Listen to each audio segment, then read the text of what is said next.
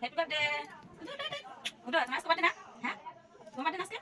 উঠো, উঠো, উঠো, উঠো, মন্দিরে যাবো না? মন্দিরে চলো, আমরা পূজা করতে যাবো মন্দিরে, চলো চলো। শুভ সকাল বন্ধুরা। তো আজ আমার ছেলের জন্মদিন, আর এখন একটু কাজকর্ম করে তারপর মন্দিরে যাবো পূজা করতে। তো সবাই একটু আশীর্বাদ করো আমার ছেলেটাকে যেন ভালোভাবে চলতে পারে।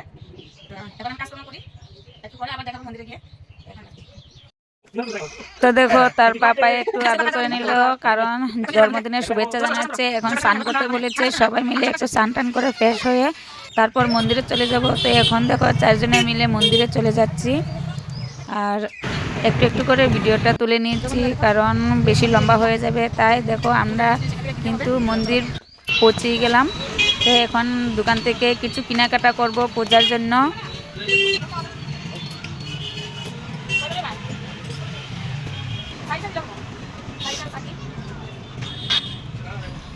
তো এখন দেখো এখানে ঘিয়ের বাতি নিচ্ছি, কারণ জন্মদিনে ঘিয়ের বাতি দিতে লাগে। তো এখান থেকে আমরা প্রদীপ নিয়ে মন্দিরে যাচ্ছি। দেখো সকাল সকাল এত গাড়ি মানে পার হওয়া যায় না। তো এখন আমরা রাস্তা পার হয়ে মন্দিরে ঢুকে গেলাম। তো এখানে শিব মন্দির, হনুমান মন্দির, তারপর আরও কি কি ঠাকুর আছে কিন্তু আমি এত জানিও না ভালোভাবে। আমি এখানে দেখো এই যে মন্দির পেয়ে গেলাম।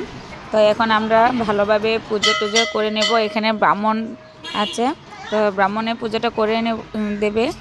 তো দেখো এই যে আমরা মন্দিরে এসে পড়লাম। দেখো বন্ধুরা, এখানে পুজো দিয়ে কিন্তু অনেকটাই ভালো লাগে, কারণ এত ভিড় থাকে না। আর আজ তো রবিবার, তো রবিবারের ভিড়টা একটু কমই থাকে। একটু দেরি করে আসলাম, ঠান্ডার দিন বলে কথা, ছেলে মেয়ে ঘুমে থেকে উঠতে চায় না ঠান্ডার জন্য। তো একটু দেরি করে উঠেই আসলাম, তাই এত ভিড়ও নাই। এখন আরামসে মানে পুজো দিয়ে দিচ্ছি। তো ছেলেকে ধরে ধরে দেখো আগে শিব বাবার মাথায় জল ঢেলে নিলাম, তারপর তোমাদের দাদাভাই আর ক্যামেরাম্যান তো জানোই কে, এটা এখন বলবো না। তো দেখো আমরা ভালোভাবে পুজোটা করে নিচ্ছি। এখানে ব্রাহ্মণের মন্ত্র করিয়ে দিচ্ছি আমার ছেলেকে, ছেলের জন্মদিন। তো ছেলের জন্মদিনের উপলক্ষেই মানে ব্রাহ্মণের মন্ত্র করে দিচ্ছে। আর আমি সাথে সাথে এইদিকে প্রদীপগুলো জ্বালিয়ে দিচ্ছি। এই যে এখানে তো ধরো অনেক বড় মন্দির, কিন্তু পূজা দিয়ে অনেকটাই ভালো লাগছে।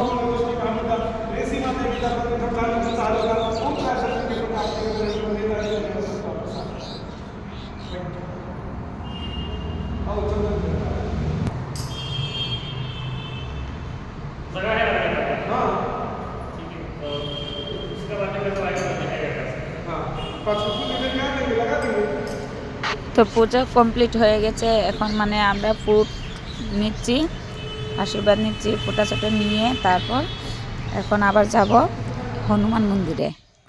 এখানে পাশেই আছে হনুমান মন্দির। আর ব্রাহ্মণ আমাদেরকে ফটো দিয়ে চলে গেছে, কিন্তু মেয়েকে দেয় না। মেয়েকে আমি এখন দিয়ে দিচ্ছি ফোঁটা।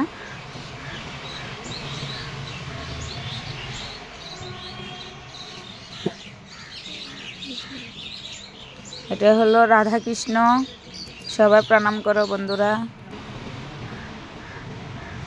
এটা কি ঠাকুর জানি, মা বিপন্নাসিনী।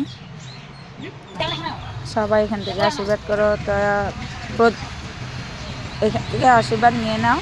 আর আমরা বাইরে এসে তারপর প্রদীপগুলো দিয়ে দিলাম, কারণ ভিতরে প্রদীপ দেওয়া মানা আছে, বাইরে এসে দিলাম।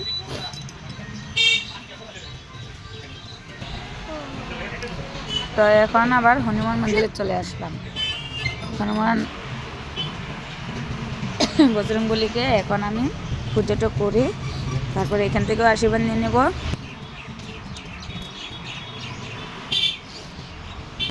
এত ভালোভাবে আমি বলতে পারছি না, কারণ পূজা করছি তো তাই।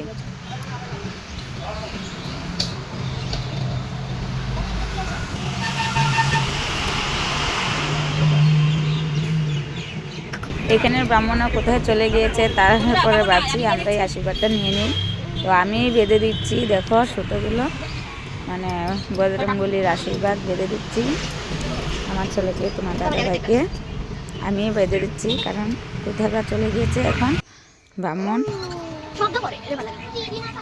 তারপর পুজো টুজো কমপ্লিট করে আসলাম দোকানে।